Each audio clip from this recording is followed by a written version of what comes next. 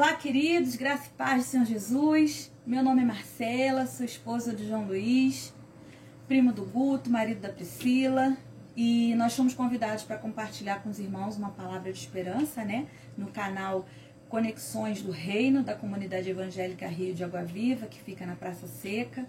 Nessa primeira semana de agosto sou eu, na terceira semana de agosto será o meu esposo.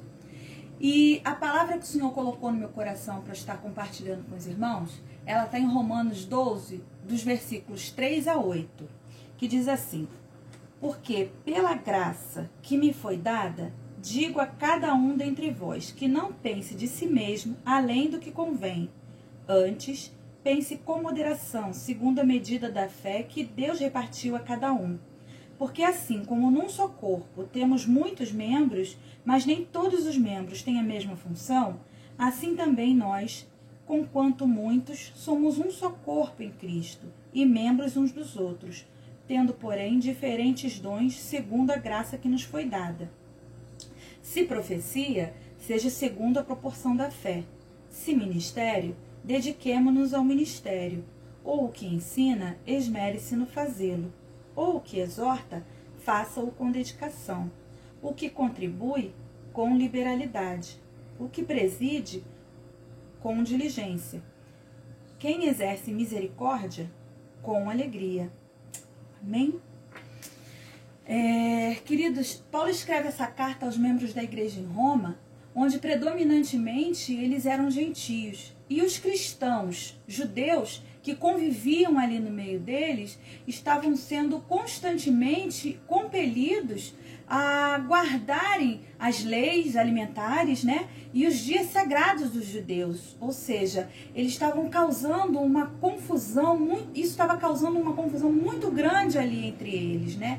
E aí Paulo vai advertir no versículo 3 que ninguém pense de si mesmo além do que convém. Antes, pense com moderação, segundo a medida da fé que Deus repartiu a cada um. Ou seja, a medida era a medida da fé que Deus deu a cada um. E aí Paulo exorta a igreja de Roma a fazer uma autorreflexão do seu papel como um corpo de Cristo, né? E aí ele vai usar de uma analogia, ou seja, ele faz uma relação entre o corpo humano e os dons dados por Deus.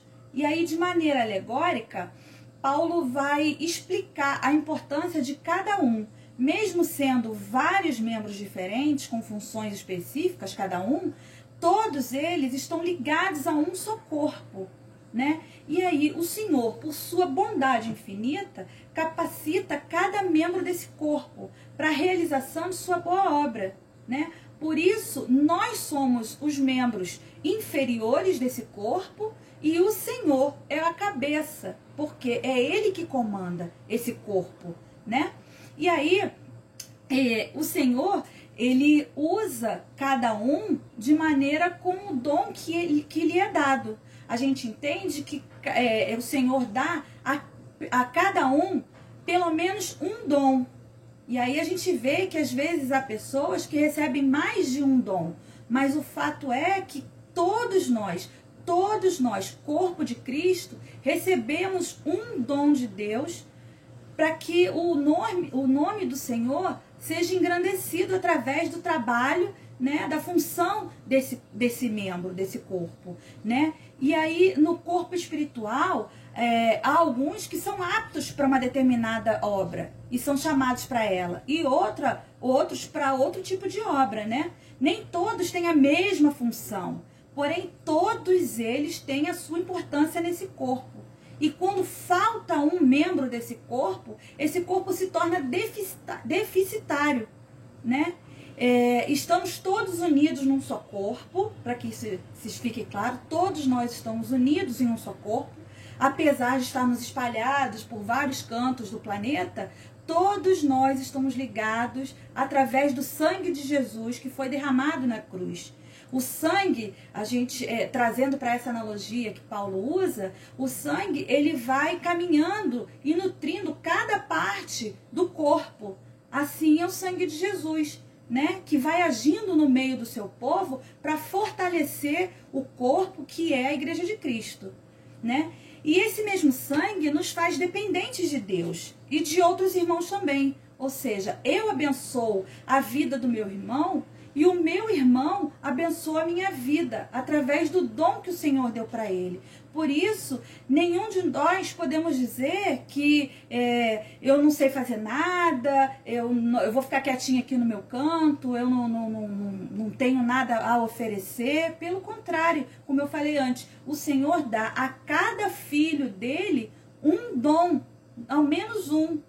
Então, esse dom é para ser aplicado para fortalecimento desse corpo.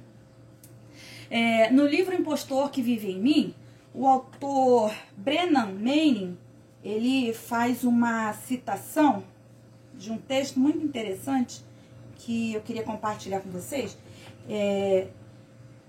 Ele fala o seguinte, ele faz uma citação, né, de David Seamands, que diz assim: muitos cristãos encontram-se derrotados pela mais psicológica das armas que Satanás usa contra eles. Essa arma tem a eficácia de um míssil mortal. Seu nome, baixa autoestima. Essa arma de Satanás provoca um sentimento visceral de inferioridade, inadequação e insignificância. Tal sentimento escraviza muitos cristãos, a despeito das maravilhosas experiências espirituais e do conhecimento da palavra de Deus.